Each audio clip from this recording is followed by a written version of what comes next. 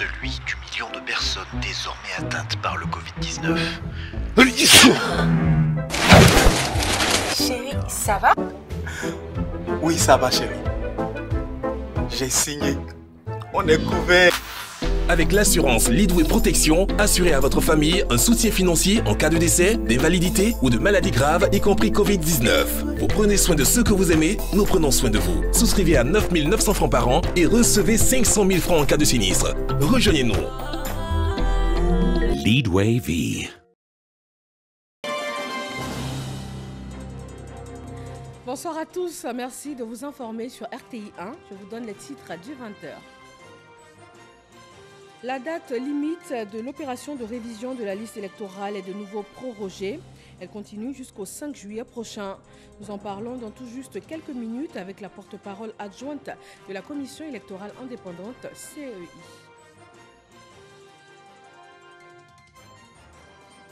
Le chronogramme des examens à grand tirage dans l'enseignement technique et la formation professionnelle, les dispositions particulières pour cette session 2020 liées au coronavirus, ce sont là les points qui ont été détaillés par le directeur des examens et concours ce lundi. Aujourd'hui, dans les différents quartiers de la commune de Cocody, des pluies modérées ont été observées par endroits. La Sodexam et le GSPM sont unanimes. La saison des pluies n'est pas encore passée. Les populations doivent impérativement quitter les zones dangereuses.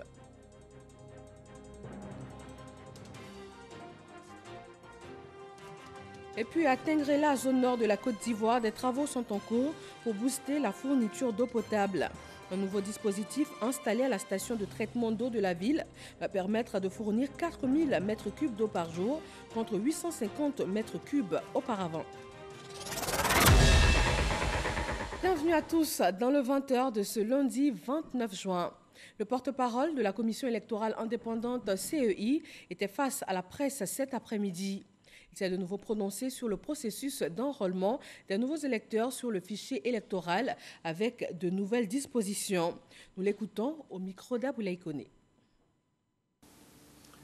La Commission électorale indépendante porte à la connaissance de l'ensemble des Ivoiriennes et des Ivoiriens en âge de voter sa proposition au gouvernement de proroger l'opération de révision de la liste électorale au dimanche 5 juillet à 12h.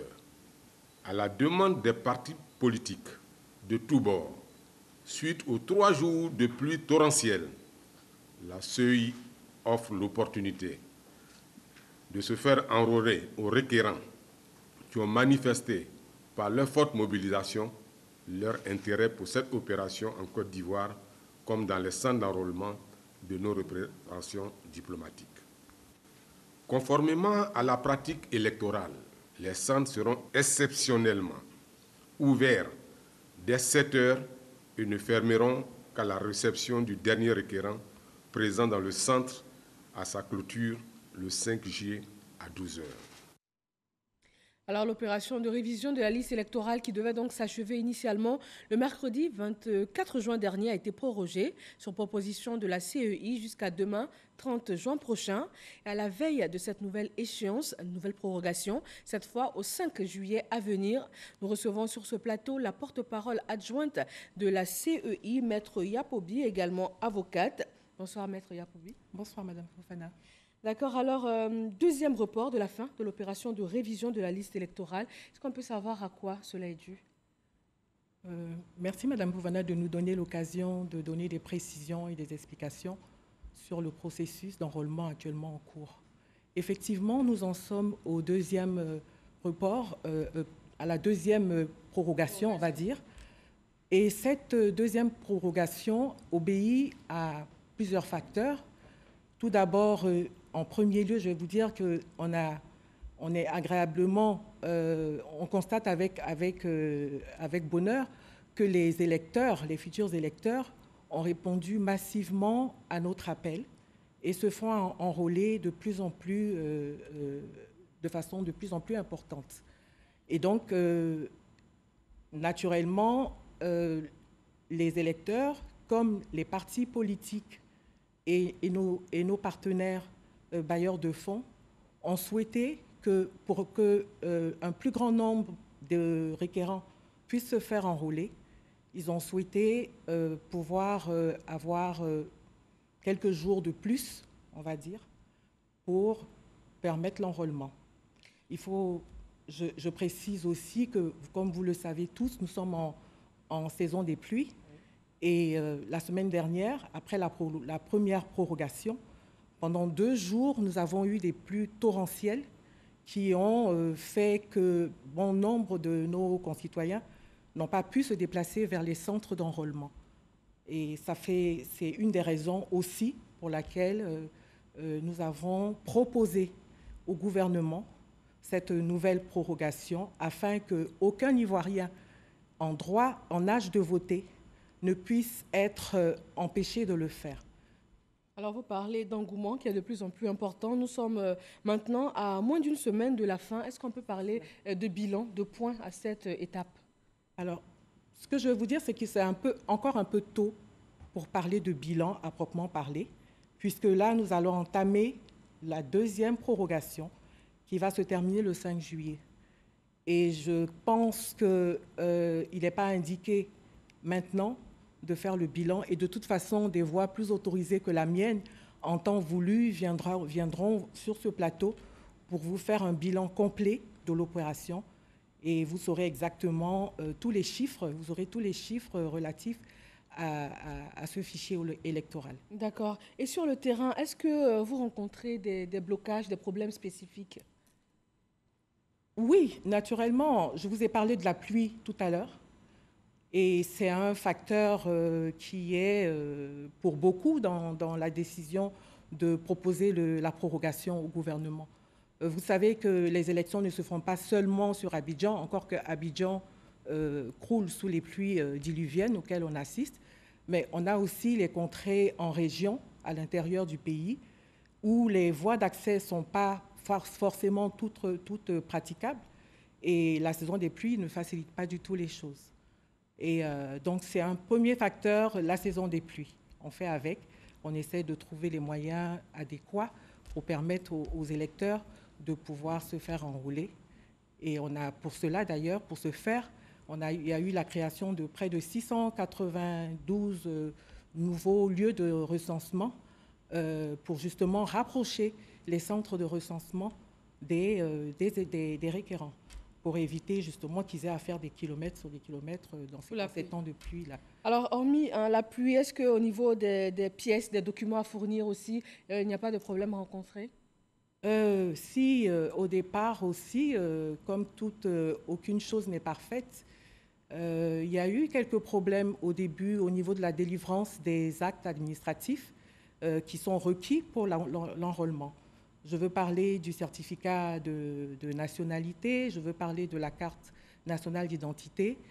Et tout ça est rentré dans l'ordre petit à petit, puisqu'aujourd'hui, l'administration a organisé la délivrance massive de ces pièces pour permettre gratuite aussi pour certaines pièces. Oui. Et je dois vous dire que ces centres d'enrôlement pour les pièces administratives fonctionnent 7 jours sur 7 au jour d'aujourd'hui, pour permettre au plus grand nombre, comme j'ai dit, de pouvoir se faire enrôler, ceux qui le désirent en tous les cas. D'accord, Maître Yapobi, c'était là quelques blocages que vous avez rencontrés au cours de l'opération qui continue pour certains. Est-ce qu'on peut parler de bons points, de points positifs, hormis l'engouement qu'on constate désormais? La vocation première de la CEI, c'est quand même d'organiser les élections. Et qui dit élection dit électeurs. Donc, les électeurs sont le principal point focal pour nous. Aujourd'hui, plus on a d'inscrits sur les fichiers électoraux, plus on peut considérer que notre opération sera une réussite. Parce que la CEI ne veut laisser personne en dehors de ce processus. C'est vrai que le vote dans notre pays, il n'est pas obligatoire, mais chaque Ivoirien, chaque citoyen ivoirien en droit de voter doit pouvoir le faire, doit pouvoir s'inscrire sur les fichiers électoraux. Et donc, nous sommes ravis de constater que la population, de plus en plus, a entendu notre appel et a réagi positivement à la sensibilisation, aux différentes sensibilisations qui ont été faites. Merci, Maître Yapobi. Dernière question. Le 5 juillet, c'est la fin de l'opération. Est-ce qu'on est sûr cette fois qu'il n'y aura pas de prorogation? C'est le dernier jour, le 5 juillet, et c'est terminé. D'emblée, je suis tentée de vous dire oui. Et je vous dis oui parce que c'est prévu par les textes. Le code électoral prévoit l'élection présidentielle au 31 octobre 2020. Nous sommes tenus par ces délais. Et c'est pour ça que je peux vous dire d'emblée qu'il n'y aura pas de nouvelle prorogation, sachant que nous sommes tenus aussi de produire la liste électorale provisoire 3 mois avant l'échéance électorale. Ce qui nous amène au 1er août, la date, comme date butoir. Et comme il y a des opérations de collecte des données à faire, il faut aussi savoir qu'il y a un temps qui sera mis à disposition pour le contentieux électoral. Et là où les juridictions saisies devront vider ce contentieux pour nous permettre, nous, de donner la liste définitive. Merci, Maître Yapobi. Nous retenons donc que jusqu'au 5 juillet prochain, l'opération de révision de la liste électorale se poursuit. Merci pour tous ces éclaircissements. Madame Fofana. Merci à vous. Dans l'enseignement technique et la formation professionnelle, les examens à grand tirage 2020 vont démarrer le 1er juillet avec la mise en ligne des convocations. Les dispositions prises cette année avec la maladie à coronavirus ont été expliquées aux candidats lors du point presse du directeur des examens et concours ce lundi. Grâce Kando. Les convocations des candidats des examens à grand tirage de l'enseignement professionnel seront mises en ligne le 1er juillet prochain. Les épreuves physiques, orales et écrites, quant à elles, démarrent du 7 juillet pour s'achever le 24 juillet. La session 2020 des examens de la formation professionnelle enregistre 17 084 candidats contre plus de 12 000 l'année dernière, soit une augmentation de 39,54%. En majorité, ces candidats composent dans les spécialités du brevet de technicien BT, qui représente 69,1%, et du certificat d'aptitude professionnelle CAP, représentant 27,3%. Relativement aux filières de formation, on note que 39,51% des candidats sont dans les filières du secteur industriel, contre 60,49% dans les filières du secteur tertiaire.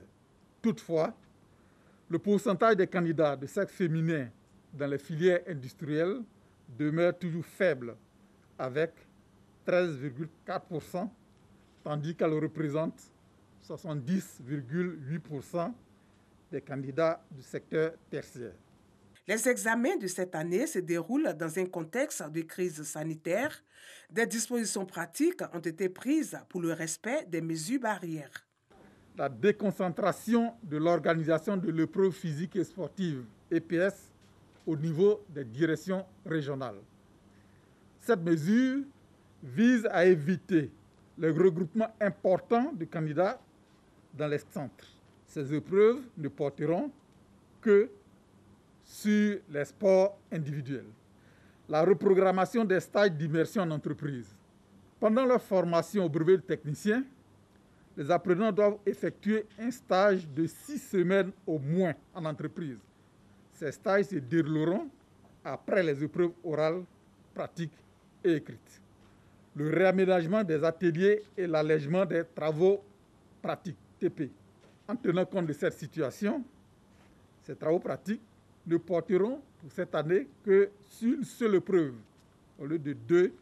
Les résultats seront connus le vendredi 14 août 2020 sur le site www.formation-professionnelle.gouv.ci. Nous ouvrons maintenant un chapitre consacré à la saison des pluies. Ce lundi, dans les différents quartiers de la commune de Cocody, des pluies modérées ont été observées par endroits. Une équipe de la RTI s'est rendue sur le terrain pour constater les dégâts des inondations des semaines précédentes. La Sodexam et aussi les sapeurs-pompiers sont unanimes. La pluie n'a pas fini de tomber. Les populations doivent alors impérativement quitter les zones dangereuses. Gabriel Zani. Riviera, rue Ministre, les traces des eaux pluviales sont encore visibles, une rue dégradée. Plusieurs objets usagés drainés par les eaux qui ont envahi cette zone Depuis la mi-juin, difficile de pratiquer la voie. Ce lundi, la Sodexam, la Société de développement et d'exploitation aéroportuaire et météorologique, annonce des pluies modérées. Nous avons interrogé le chef de service des prévisions de la Sodexam un peu plus tôt dans la matinée. Il s'est prononcé sur la question. Nous avons des pluies sur presque tout le littoral ivoirien et ces pluies modérées vont demeurer jusqu'à dans la soirée. Mais pour certains endroits, le constat pourra être tout autre. On peut avoir des pluies fortes en ces moments-là, même dans cette journée. La saison des pluies n'est pas encore finie. Une accalmie des précipitations ne doit pas faire baisser la vigilance. Les secteurs de certains quartiers des communes d'Abidjan sont toujours en zone orange. Ce qu'il faut retenir, nous sommes en saison des pluies. Et en saison des pluies, nous pouvons avoir des précipitations importantes. À l'heure actuelle, nous ne sommes pas encore sortis de notre saison des pluies. Donc, on peut s'attendre à de fortes précipitations durant cette semaine. Les caniveaux bouchés ne font pas bon ménage avec les pluies diluviennes. Les grandes voies sont obstruées, l'eau ne passe plus et stagne. Le groupement des sapeurs-pompiers militaires appelle les populations au civisme. Il y a des caniveaux qui ont été installés ici et là. Malheureusement, ces caniveaux, c'est autre chose qu'on retrouve là-dedans. Donc quand ces caniveaux sont bouchés, l'eau cherche sa route ailleurs. Il y a des ouvrages qui sont à ciel ouvert. Il faut faire très attention. Lorsque c'est rempli, il ne faudrait pas que les gens s'entêtent à traverser les zones qui sont inondées. Sinon, malheureusement, on retrouve des gens dans les égouts. Quitter les zones dangereuses, c'est le moyen le plus sûr de sauver sa vie et celle des autres. Cela permettrait d'éviter les scènes de chaos, de désolation provoquées par le courant des eaux. Merci Gabriel Zani. Direction la commune d'Anyama qui a elle aussi été fortement impactée par les pluies. Le RHDP a décidé d'apporter aux sinistrés son soutien moral et financier. Des vivres et non-vivres d'une valeur de 8 500 000 francs ont été remis aux 733 familles touchées. Jean-Marc Djadji. Après la pluie, le beau temps à la paroisse Notre-Dame d'Anyama. 733 familles sinistrées du glissement de terrain survenu le jeudi 18 juin 2020 à Anyama, reçoivent des vivres et des non-vivres d'une valeur de 8 500 000 francs CFA. Un don du directeur exécutif du Rassemblement des oufouettistes pour la démocratie et la paix RHDP, Adama Bictogo.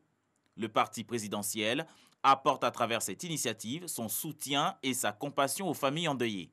Nous sommes ici au nom de la fraternité. Au-delà de la politique, le RHDP qui s'inscrit dans une politique de proximité et sociale, est venu pour faire donc son apport social. Adama Bictogo a salué l'intervention rapide de l'État de Côte d'Ivoire lors de ce sinistre et rassure les victimes en ce qui concerne leur prise en charge et leur relogement. Je serai à vos côtés pour que ensemble nous puissions trouver une solution. J'ai donc demandé au maire de penser à des solutions transitoires pour permettre aux familles qui sont ici de pouvoir se reloger. Et je crois que le gouvernement doit être en train d'y travailler. Yacouba Yansié est désigné par le directeur exécutif comme délégué auprès des autorités communales pour la gestion de l'après-crise. Le Rassemblement des oufouettistes pour la démocratie et la paix, RHDP, appelle les populations du district d'Abidjan à être vigilantes et à respecter les mesures préventives du gouvernement en cette grande saison des pluies. L'ambassadeur du Mali en Côte d'Ivoire est lui aussi allé apporter son soutien aux sinistrés d'Anyama et à travers lui, le gouvernement et tout le peuple malien. Des vivres et non-vivres pour leur permettre de passer cette période difficile. Jean-Marc Djadji. L'ambassadeur du Mali en Côte d'Ivoire offre des vivres, des non-vivres et apporte un soutien financier aux sinistrés de l'éboulement d'Anyama, survenu le jeudi 18 juin 2020 suite à une pluie torrentielle. À la paroisse Notre-Dame d'Anyama, son Excellence Ousmane Aga Rissa s'est imprégné des réalités des sinistrés. Accueilli par les autorités administratives d'Anyama, l'ambassadeur du Mali en Côte d'Ivoire exprime à travers ce geste la solidarité du chef de l'État Ibrahim Boubacar Keïta et du peuple malien à la Côte d'Ivoire, ainsi qu'aux 733 familles victimes de ce glissement de terrain. Le sinistre qui a frappé Anyama a frappé toute la Côte d'Ivoire, mais aussi a frappé tout le Mali. Parce que le Mali et la Côte d'Ivoire sont un même peuple, liés par l'histoire, la géographie, la culture. Tout nous unit. Donc quand quelque chose arrive en Côte d'Ivoire, ça arrive au Mali. Je dis merci à son Excellence et au peuple malien des relations fraternelles qui entre la Côte d'Ivoire et le Mali. L'ambassade du Mali en Côte d'Ivoire invite les populations et la communauté malienne vivant dans le district d'Abidjan à quitter les zones à risque en cette grande saison des pluies. Et cette saison des pluies qui n'est pas encore terminée, les populations sont donc effectivement invitées à la prudence et surtout à quitter les zones dangereuses pour celles qui sont encore. À Tengrela, dans l'extrême nord de la Côte d'Ivoire, des travaux sont en cours pour booster la fourniture d'eau potable. Un nouveau dispositif installé à la station de traitement d'eau de la ville va permettre de fournir 4000 mètres cubes d'eau par jour contre 850 mètres cubes auparavant. Voyons cela avec le ministre de l'Hydraulique qui est allé vérifier l'état d'avancement des travaux. C'est un reportage signé Ami Sissoko. Avec une population de plus de 47 000 habitants, le besoin en eau potable de Tengrela est estimé à environ 2400 mètres cubes d'eau par jour. Mais la station de traitement d'eau actuelle ne produit que 850 mètres cubes d'eau, soit un déficit de près de 65%. La solution urgente du gouvernement, l'installation de 2 unités préfabriquées de traitement d'eau potable, appelées unités compactes d'agrément UCD. Là, c'est des unités qui sont préfabriquées, qui ont juste besoin d'être montées, connectées au réseau électrique pour faire fonctionner. Et à partir de là, de façon très rapide, donc en 3 à 4 mois, on règle le problème et on a de l'eau potable. On prendra donc l'eau dans le barrage. Dès la fin du mois d'août, ces 2 unités produiront 4000 mètres cubes d'eau par jour, qui viendront s'ajouter aux 850 de l'ancienne station. Ainsi, la production d'eau potable journalière de Tengrela passe à 4850 mètres cubes d'eau, ce qui permet de combler largement les besoins de la ville et ses environs en eau potable. Le ministre de l'Hydraulique, Laurent Tchagba, a pu apprécier l'état d'avancement des travaux de ces UCD, dont le maître d'œuvre est l'Office national de l'eau potable. Il avait à ses côtés les ministres Bruno Nabagno-Koné et Maria Tokone, des cadres de la région de la Bagoué.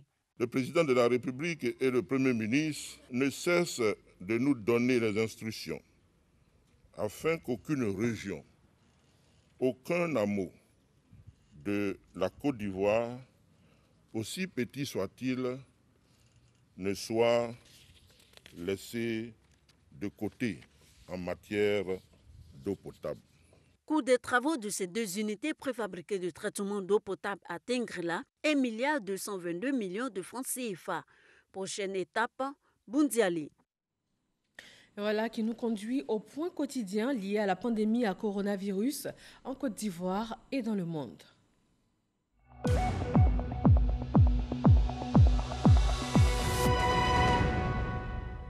Sur le sol ivoirien, le ministère de la Santé et de l'Hygiène publique a fait le bilan des nouveaux cas de coronavirus détectés ce 29 juin, le nombre de guéris et aussi les décès enregistrés.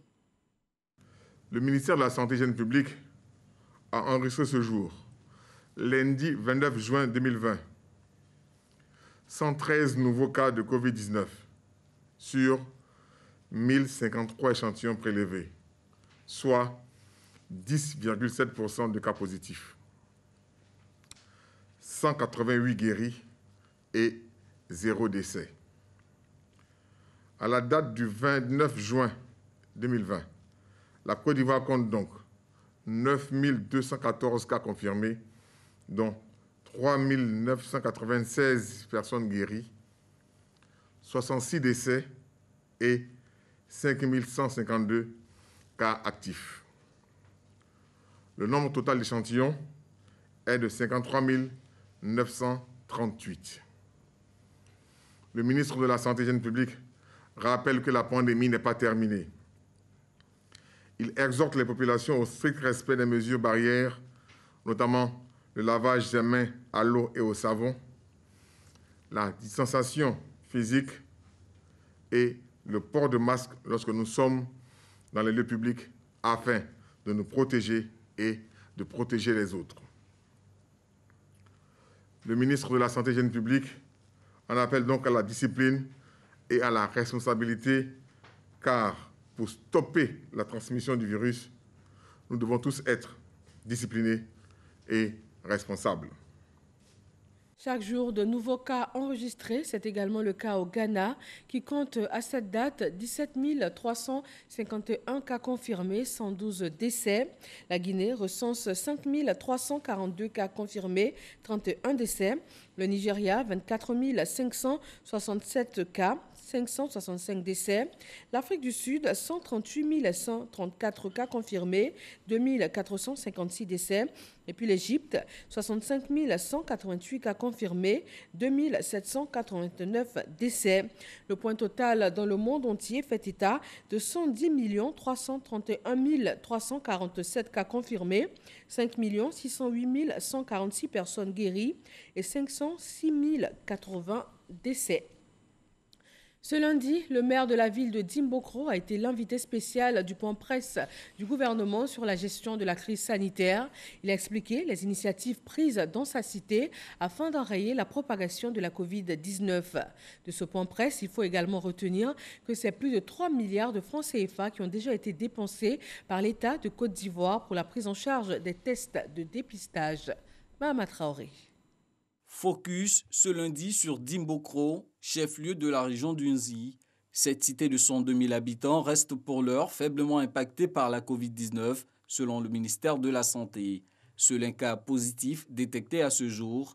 Face à la presse, le maire Gabriel Bilédié-Méléou détaille les actions menées sur place, installation de kits sanitaires, désinfection des bâtiments administratifs et autres lieux publics, sensibilisation de masse par la radio locale, plus de 10 000 cache-nez distribués. Et des dispositions ont été prises au niveau du comité de suivi, de sorte que nous puissions fabriquer nous-mêmes des cache-nez par les couturiers qui sont dans la commune.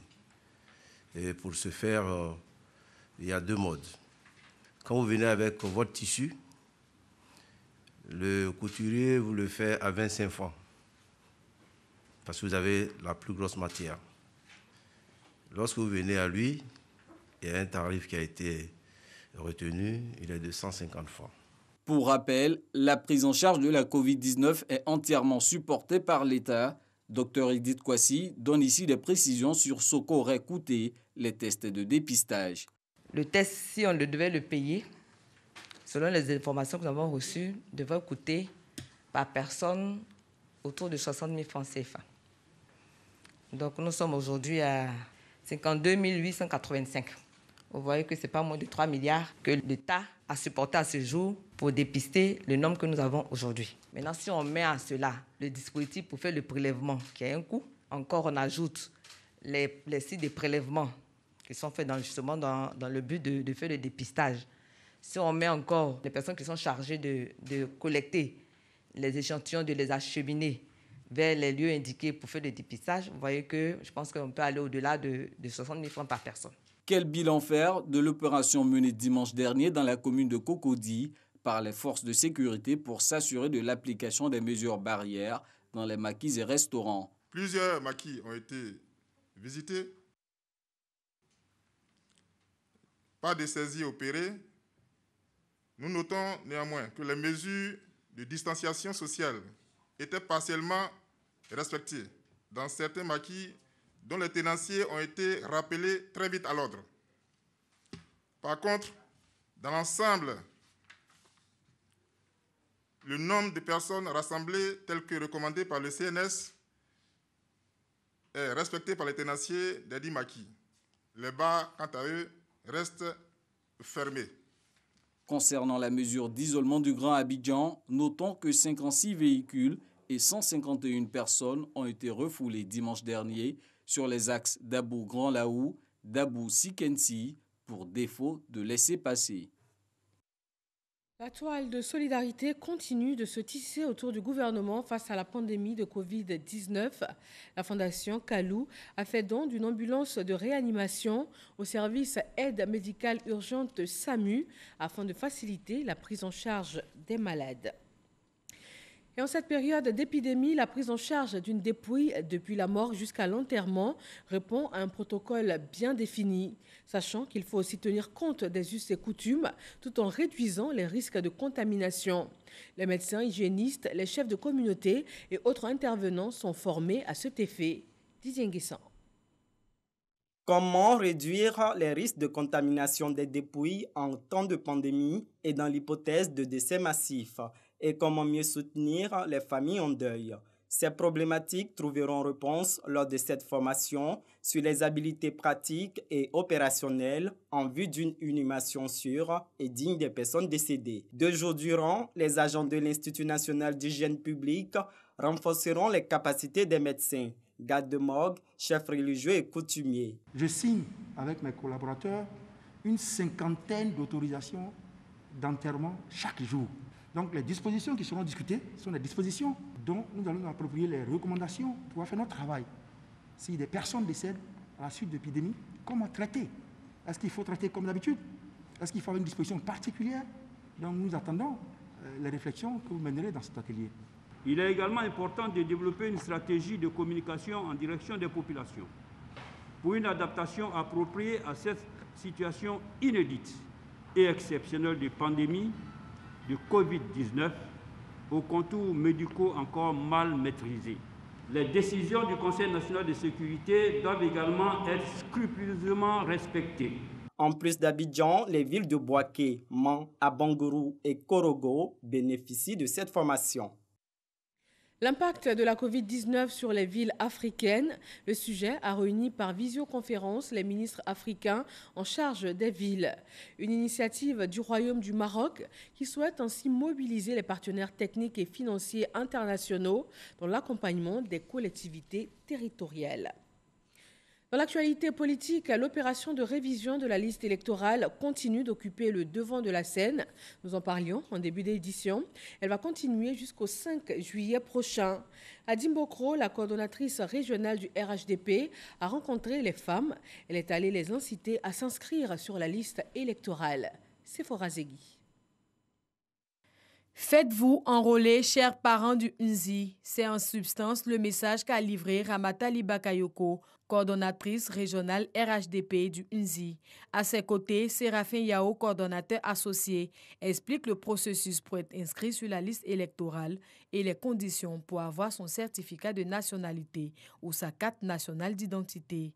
Nous avons sillonné quartier, village et aujourd'hui nous sommes en train de rencontrer les chefs de communauté et les chefs religieux pour que le temps qui nous reste à finaliser cette opération, nous puissions avoir un résultat probant. Il était de notre devoir de venir dans la région d'Unzi porter le message du gouvernement pour que les populations, pour mettre en mission les leaders communautaires, les leaders religieux, les associations de femmes et des jeunes, pour qu'ils investissent les campements, les villages, en tout cas les familles, les communautés, pour leur expliquer l'importance du respect des mesures barrières.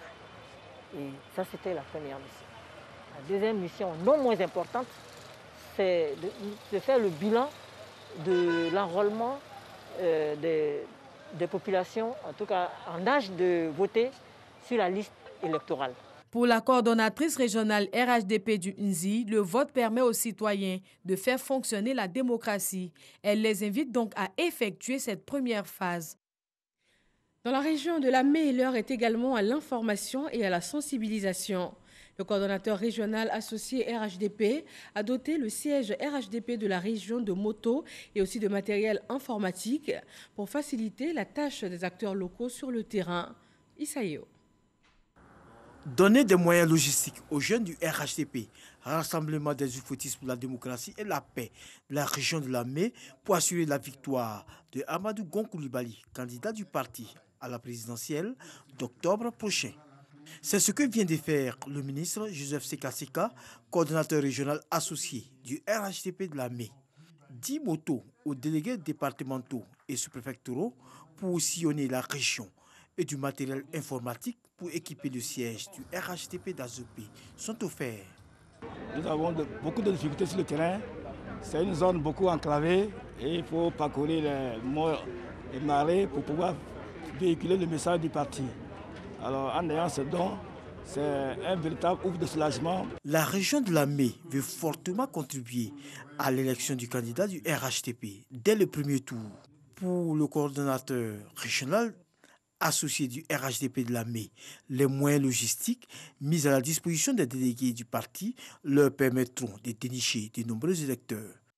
Donc nos stratégies consistent à faire un travail de contact, de proximité envers et nos militants et nos sympathisants, voire même les militants des autres partis qui aujourd'hui voient le travail abattu par le RHDP à travers les actions du président de la République et du Premier ministre Amadou Gon Coulibaly. Les militants de certains partis d'opposition le voient, sont prêts à venir. Donc nous devons faire le premier pas vers eux pour les amener à nous rejoindre. Pour assurer la victoire de Amadou Gon Coulibaly, Joseph Seka dit compter sur la mobilisation des nouveaux majeurs. Il les a exhortés pour ce faire à s'inscrire massivement sur la liste électorale. Dans la région du Poro, ce sont les chefs traditionnels et les leaders communautaires qui sont ciblés par le coordonnateur régional RHDP. Issa Coulibaly a rencontré les ressortissants du Poro du district d'Abidjan à Boussanogo. Mairie de Treichville. Rencontre entre le coordonnateur régional RHDP du Poro, Issa Coulibaly, et les leaders communautaires de la région résidant dans les communes de Treichville, Marcory et Koumassi. L'objectif est de les mobiliser et les inciter à s'inscrire sur la liste électorale. Je suis venu leur dire combien il est important de se faire enrôler sur la liste électorale. Quels que soient les sentiments d'affection que nous avons pour le Premier ministre Amadou Gon Coulibaly, quel que soit notre attachement à la personne du président Alassane Ouattara, dont tout le monde sait dans quel état il a pris la Côte d'Ivoire. Si nous ne faisons rien pour l'aider à faire en sorte qu'après lui, son œuvre continue, en faisant en sorte qu'au soir du 31 octobre, le Premier ministre Amadou Gon Coulibaly soit porté à la tête de la magistrature suprême en tant que président de la République de Côte d'Ivoire, c'est comme si nous n'avons pas reconnu le travail excellent que le président Alassane Ouattara a abattu. Les cadres et leaders communautaires de la région du Poro sont invités à être des relais dans leurs communautés respectives. Après la commune de Treichville, le ministre Issa Coulibaly, coordonnateur régional RHDP pour la région du Poro, se rendra dans les communes de Port-Boué, d'Atekoubé, de Yopougon, d'Abobo et de Cocody. Pour s'assurer du bon déroulement de l'opération et aussi de l'obtention des pièces administratives servant à l'enrôlement sur la liste électorale, le ministre Ali Coulibaly, coordonnateur régional RHDP de la région du Hambol, s'est rendu à Katiola et à Dabakala. Il a échangé avec les autorités locales sur les difficultés liées à l'opération. Djeneba Ouattara.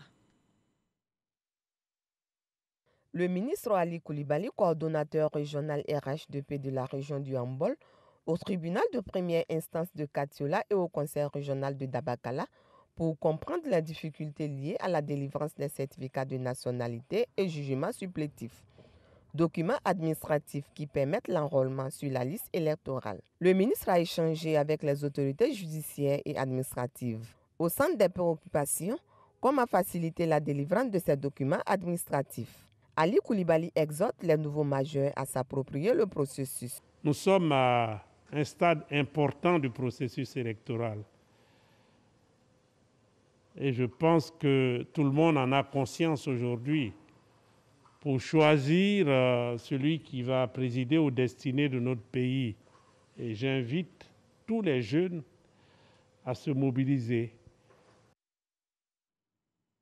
Dans la commune de Marcory et de Treichville, le coordonnateur RHDP, Albert Amichia, met en mission les femmes et les jeunes. Ils sont désormais chargés d'aller vers les nouveaux majeurs pour les informer du processus électoral, avec surtout l'opération d'enrôlement qui est en cours. Mamadou Kouassi. De jour comme de nuit, la coordination régionale du RHDP de Treichville et de Marcory est sur le terrain pour sensibiliser la population, surtout les nouveaux majeurs. Il faut les amener à participer massivement au processus d'enrôlement sur la liste électorale. Le vote est un devoir citoyen et de comprendre que le meilleur choix sera celui du RHDP en se faisant enrôler sur la liste électorale. 13 villes et Makuri veulent enregistrer le plus grand taux d'inscrits de nouveaux majeurs. Et le coordinateur régional, le ministre François-Albert Amichia, et ses associés multiplient les rencontres. Ce sont les groupements de femmes et les associations de jeunesse qui sont mis en mission au quotidien pour convaincre davantage les populations à s'inscrire sur la liste électorale. Avec ces populations, le message a été clair. Il nous reste encore quelques jours. Et c'est là que vous devez jouer votre rôle. Vos enfants qui ont eu 18 ans, vos frères qui ont eu 18 ans, vos sœurs qui ont eu 18 ans, il faut les amener à s'inscrire. Les femmes des communes de Makuri et de 13 villes ont reçu l'ordre de la coordination régionale de ratisser l'âge afin d'inscrire sur le maximum de nouveaux majeurs. Et pour y arriver, elles doivent investir les marchés, les ménages et les autres lieux de rencontre. Des opérations qui doivent à terme assurer la victoire du candidat du RHDP au soir du 31 octobre 2020.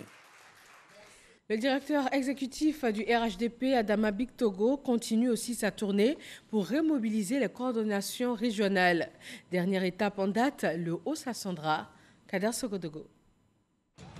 C'est par ici que le directeur exécutif du RHDP, Adama Bictogo, entame sa tournée dans la région du Haut-Sassandra. Le point de l'enrôlement, des messages de remobilisation, le RHDP est au travail, avec en ligne de mire la présidentielle d'octobre prochain. Après ici à Zoukougbe, les militants ont eu droit au même message. À Vavois qui a suivi et à Daloa, les grandes questions de l'actualité ont été abordées. Le coordonnateur régional du Haut-Sassandra, le ministre Mamadou Touré, affiche d'ailleurs un bilan satisfaisant. Jusqu'à la fin de l'enrôlement, on aura dépassé les objectifs qui nous ont été assignés.